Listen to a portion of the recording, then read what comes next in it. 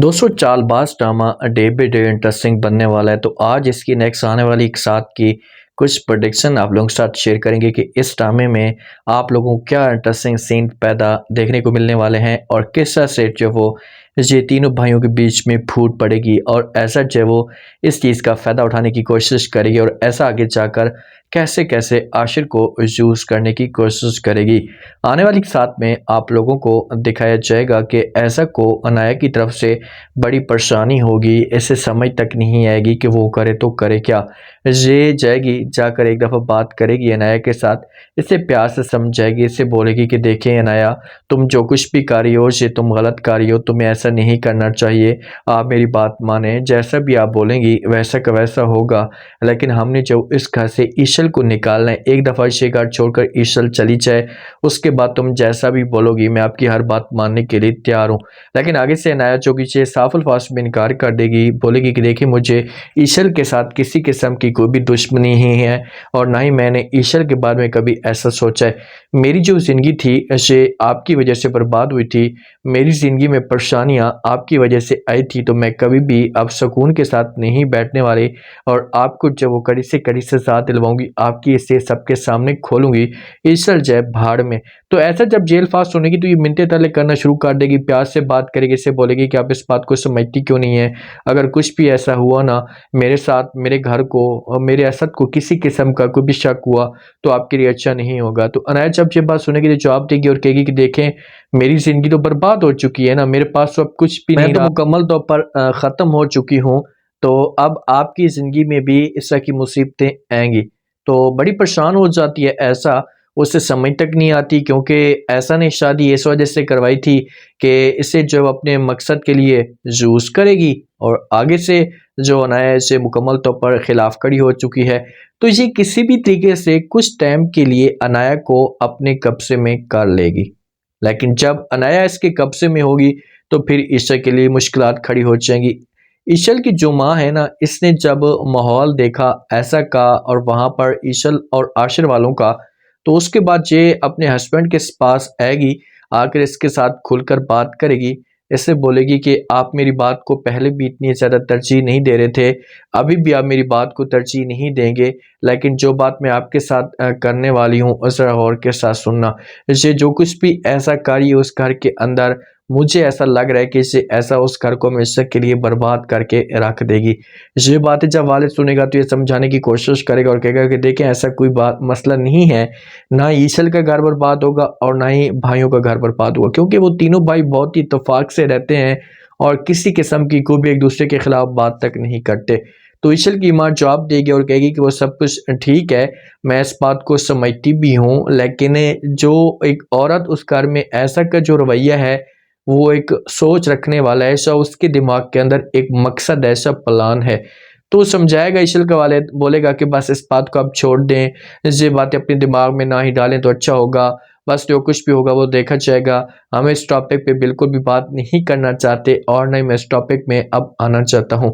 तो मामलात जो होंगी इसी मौके पे तो ईशल का वालिद चुप करा लेगा ईशल की माँ को, लेकिन ईशल की माँ को ये सब कुछ अच्छे तरीके से अंदाज़ा हो चुका है और उसने कई दफ़ा ईशल के साथ बात भी की है, कई दफ़ा ईशल को समझाने की कोशिश की है, लेकिन आगे से ईशल भी वालिद की तरह इनकार कर देती और कहती कि नहीं ऐसी कोई बात नहीं है, आशिर सिर्फ और सिर्फ मेरा है और आशिर कभी भी जो वो ऐसा की बात नहीं मान सकता और ना ही उसकी बातों में आएगा।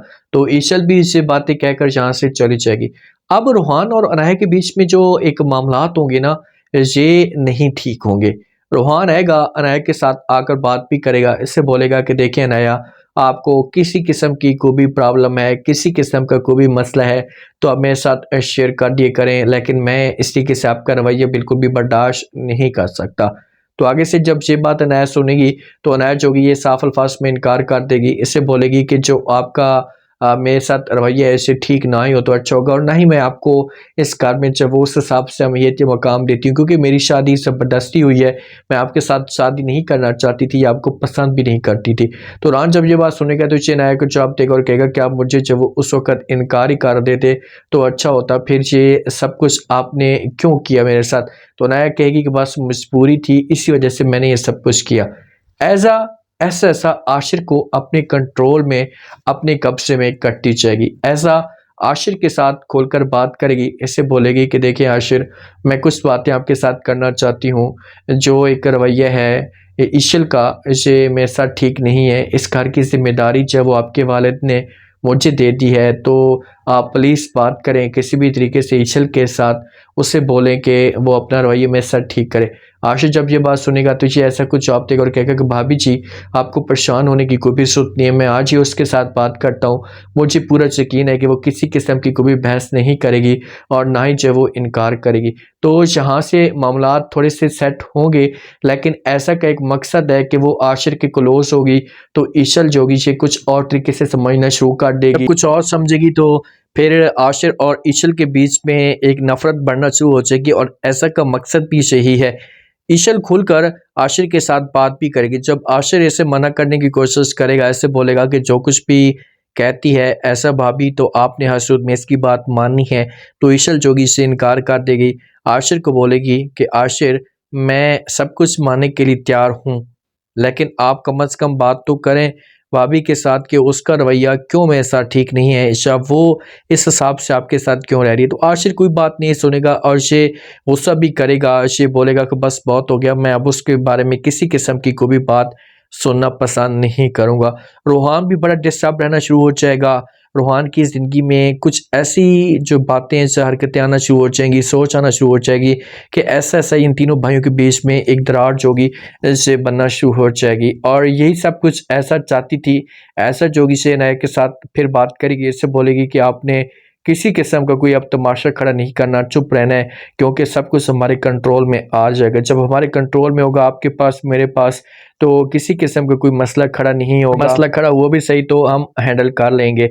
वालिद आएगा, ऐसा के साथ आकर बात करेगा। जो असद का वालिद है ऐसे बात करेगा, इससे बोलेगा कि देखें कि मुझे क्यों ऐसा लग रहा है, जब मुझे एक परेशानी ऐसी खाई जा रही है कि घर में कुछ ना कुछ हो रहा है। तो बेटा एक बात याद रखना, मैं आपके ऊपर बड़ा बिलीव करता हूँ, आपको मैंने सारी की सारी जिम्मेदारी सौंपी हुई है।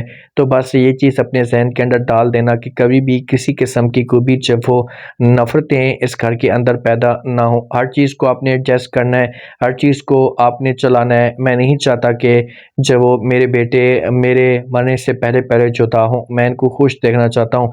तो आगे से ऐसा जो कि इमोशनल होगी और ये समझाएगी, बोलेगी कि अंकल जान, आपको परेशान होने की कोई भी ज़रूरत नहीं है, ये सब कुछ आप अपने दिमाग से निकाल दें, कभी भी ऐसा नहीं होगा। ये घर मेरा है और मैं इस घर को अपना समझती हूँ। चाहे जो कुछ भी हो, चाहे असद हो, आशिर हो, रूहान हो, सबको मैं एक साथ चलाने की कोशिश करूँगी और कोई भी जो मेरे सामने कोई गलत बात तक नहीं करेगा।